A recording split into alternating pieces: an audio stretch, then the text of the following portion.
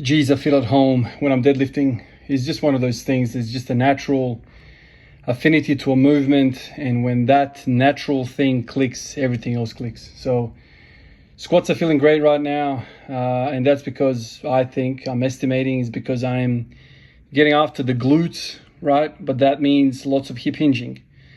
So deadlifts are coming back on board right now. I'm getting more accustomed to them. Today I decided to do conventional, work up to 240, and then did some GHDs, and then did some squats. And obviously the squats are feeling good. I'm doing lots of fives.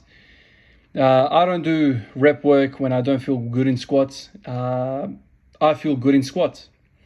It seems as though that natural affinity to hip hinging, the natural affinity to using my posterior chain,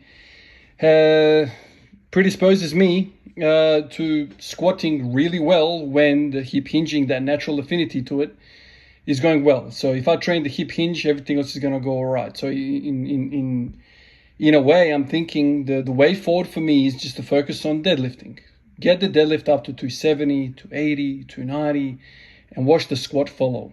That's generally how I'm thinking about it right now. I've completely shifted my mindset. The squat is basically an accessory right now. I'm doing lots of fives with it.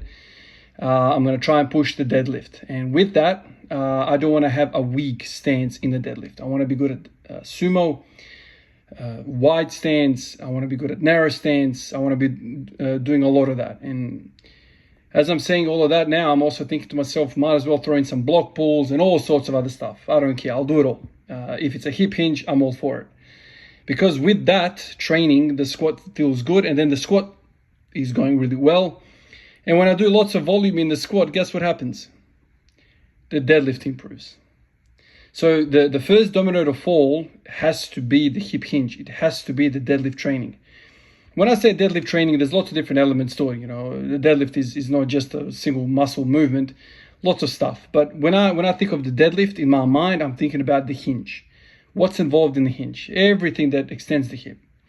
So we're talking hamstrings, abductors, glutes, obviously, lower back, all that other stuff, the upper back, everything. Everything on the back of me is used in the deadlift. Also, there's quads and all that kind of stuff. So if I just focus on that, some of you guys have watched me for a little while, you would have seen periods where I'm hitting 260 on the deadlift a couple of times a week. Those periods were the periods where I also felt like an animal squatting. And oftentimes I could hit 260 on a deadlift, 200 on the squat in the same session and think nothing of it. So I need to get back to that. So obviously I can't do lots of volume on the deadlift a couple of times a week. That's way too much. It takes me basically 4 or 5 days to recover fully.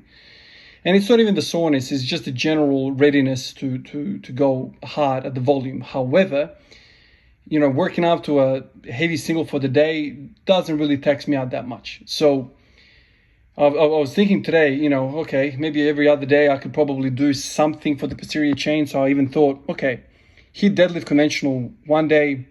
A second day in the week, I could probably do the clean, the power clean, work on that. Still love that. Still a big part of my mindset. And then on the third day, I can get after the volume with the sumos. I'm not really sure how I'm going to attack the sumos. Maybe work up to a conventional single on the day, come back down, and then go again with the sumos and work up to something like 180 or something to that extent, and do sets of 5 with it. Something like that. But I definitely don't want to neglect the wide stance, because I think the wide stance is something that it's like a thorn in my butt, basically. I'm very, very weak for whatever reason in that, and I think it needs to get worked. It's too much of a glaring weakness for me to just forget about it. So I'm going to do that. And then throughout the entire week, do a single set of 5 on squats. No singles, nothing like that. Whether it be 140, whether it be 160, whether it be freaking 180 on the squat, whatever. 5s. 5 is what I'm doing with the squats from now on. And let's see how it goes. And then in between all of those posterior chain days that I mentioned, throw in wrist curls, bicep curls, pronation, supination, pick anything out of the bucket and do that. The only thing that I'm thinking about is that there needs to be a certain degree of readiness for the bench press. So it needs to be far away from the deadlift volume, because the deadlift volume makes the lats and the traps really sore, and that means instability on the bench press. Can't do anything with that. So I need to work that out. Maybe on the opposite side of the week where I'm doing I don't know, or maybe the day before I do the volume on the deadlift. So that gives me the full week of recovery. But that plays around with see, this is the trouble. It plays around with the frequency of the bench. Anyway, I'll need to think about all of that. Maybe I can oscillate the volume on the deadlift. I'm not sure. That's something I have to work on. It's not clear in my mind how I'm going to go about it, but I think the power cleans, sumos, conventionals, and the GHDs, I can disperse that throughout the week. You know, the other thing is, I don't know why we all get stuck in this weekly cycle thing. Why do we have to be in a week? Some arbitrary freaking number. It can be 8 days. It can be 10-day rotation, and just rotate all this stuff around. If it's a pool, it's a pool, and pools help me with everything. So I could really make a conjugate type of thing out of all of this. Still have high frequency with the pools, but just mix it up. A couple of speed days in that 10-day cycle. A couple of power cleans, a couple of sumos, something like that. I don't know. Work it out like that, and then every day it's kind of fresh. As long as the daily squatting is not too much volume, I think it's going to be doable. But that's kind of where my mind is right now.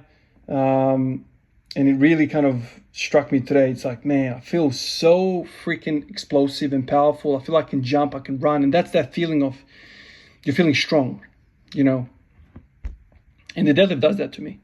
The deadlift, it just marries all of that posterior chain stuff up, and I just feel strong. I feel explosive.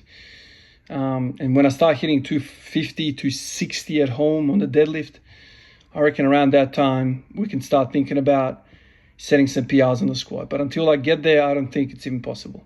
That's kind of the mindset. So let's get back up to the deadlift numbers. Appreciate you guys. I'll catch you in the next one. Peace out.